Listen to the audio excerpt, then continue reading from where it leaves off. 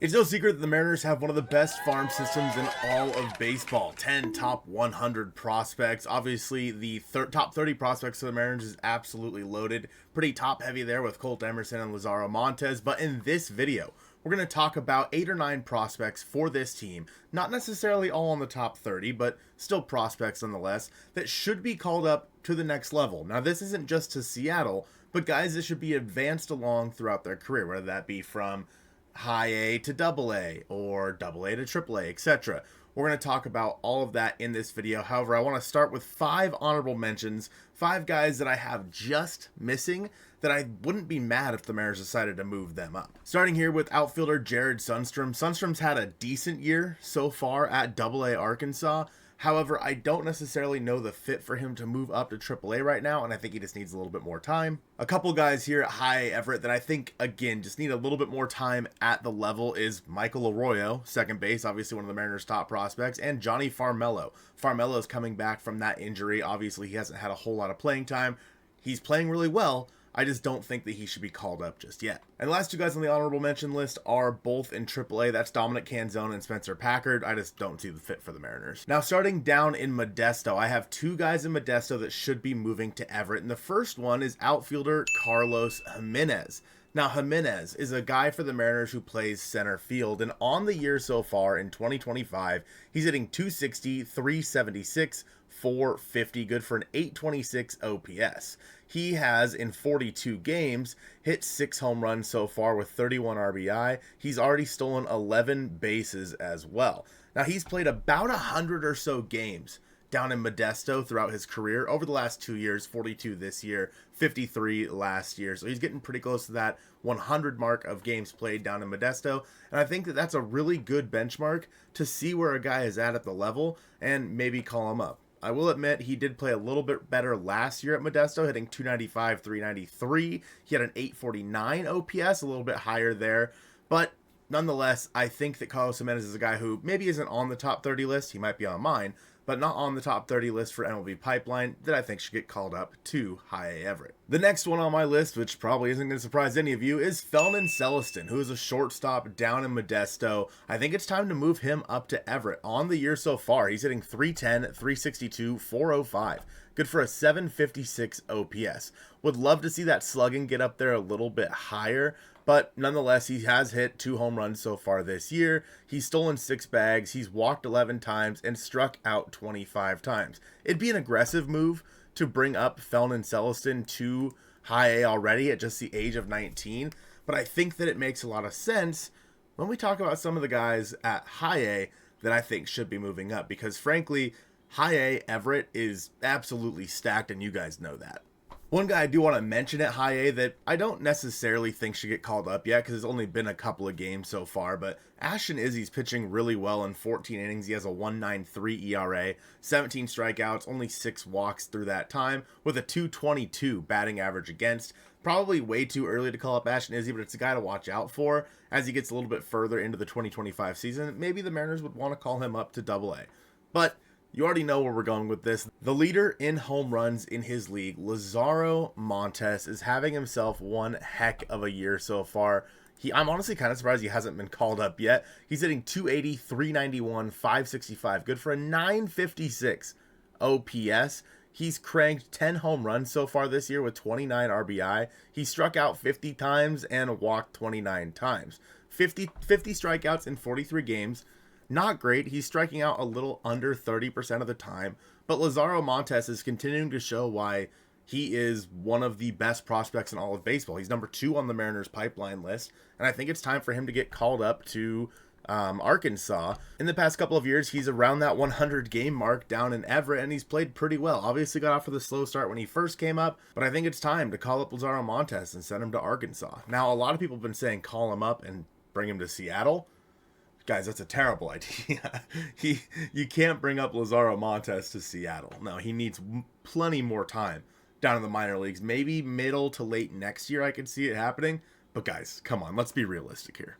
The last guy out of Everett that I want to talk about is none other than number one prospect for the Seattle Mariners, Colt Emerson. Now, he's not completely tearing the cover off the ball this year. He's hitting 261 with a 366 OBP and a 382 slugging, good for a 748 OPS. But again, Colt Emerson has been quite good so far this year. He has 32 strikeouts to 24 walks. His plate discipline has been pretty good. He has cranked 3 home runs so far this year and stolen a couple of bags while playing some really good defense. I think the Mariners can afford to be aggressive with Colt Emerson to try to get him to the big leagues as fast as possible, because they do have, again, Felton and Celston, and if Felton is coming up to Everett, it makes sense for the Mariners to then move Colt Emerson up to Arkansas. Same thing with Lazaro Montes. If Carlos Jimenez is coming up to Everett, an outfielder for them, then I think it makes sense to move Lazaro on to the next level. So Colt Emerson and Lazaro Montes, number 1 and number 2 on the Mariners' top prospect list, I think should both be making the move to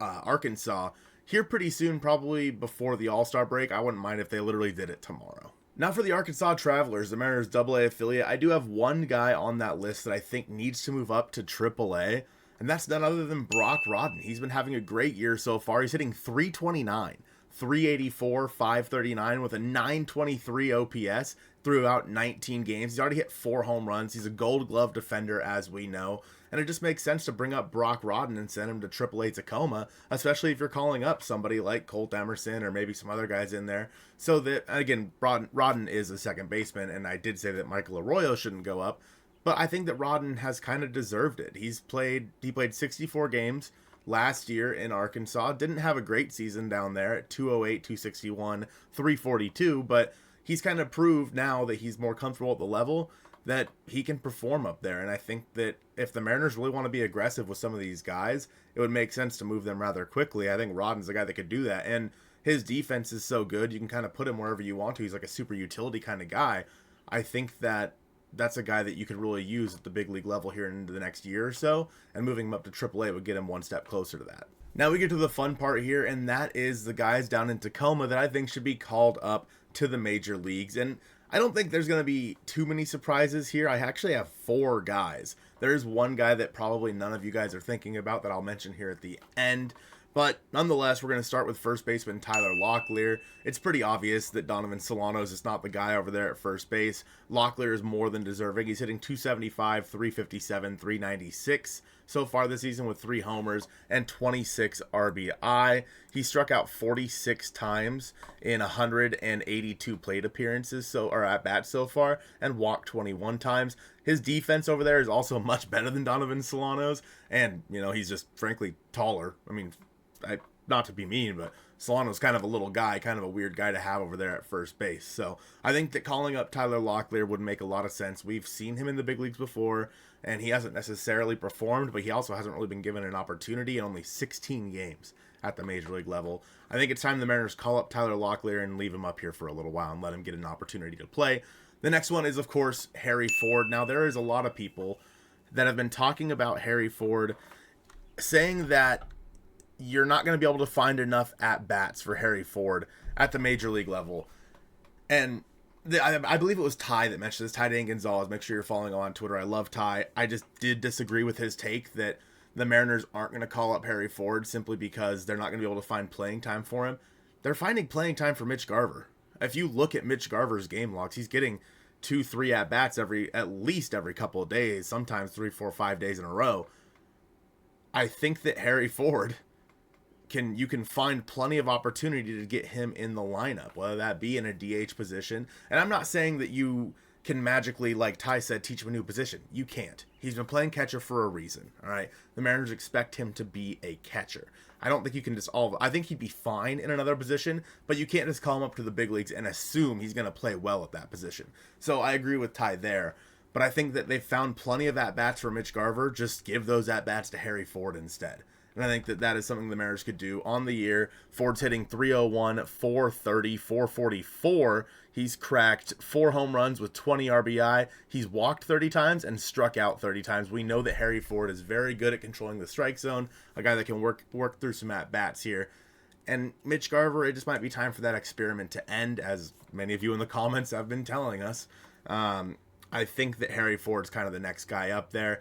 And then, of course, the big one here is Cole Young, Mariners number 3 prospect. It's just time to bring him up, man. I mean, Miles Masterboni, you could probably just go ahead and get rid of that guy. There's plenty of room on this roster for Cole Young to just kind of take second base and run with it. So far this year, he's hitting 260, 372, 443. He's cranked 5 home runs with 23 RBI, 26 walks to 27 strikeouts. Young has been pretty fantastic, especially in the month of May. He might end up winning May Player of the Month down in the minor leagues.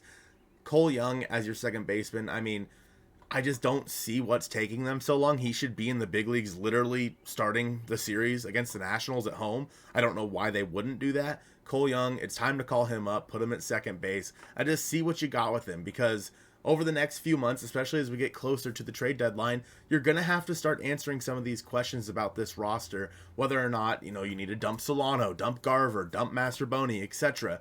And you need to see these guys for an extended period of time to see if they are the answers, or you need to go out there and get a new one. You just have to figure it out. The last guy on my list is probably one that most people haven't heard of, actually, and that is Matt Cronin. Now, Matt Cronin is a reliever down in AAA Tacoma, and he's been damn good. He was actually taken from the Nationals in the AAA portion of the Rule 5 draft, and in 2025, in 15 games, he has a .86 ERA in 21 innings pitched, about a strikeout an inning, with a whip of 1.10. Matt Cronin has been quite good, especially in a league where the PCL is a pretty hitter-friendly league. The Mariners may have struck gold with this Rule 5 pick. He's a left-handed pitcher. I think the Mariners could do some good bringing him up, maybe sending down Bizardo, or finding a way to get Cronin on this roster so that all those lefty appearances don't necessarily have to fall to Gabe Spire. I think that he's a guy that could help this team a lot, maybe not in the back end of the bullpen, but still somewhere in the bullpen, and he's just clearly a tough guy to hit. Those are the guys that I think need to be moving up in the Mariners system, but let me know what you guys think. I appreciate you guys watching this one, and go Mariners.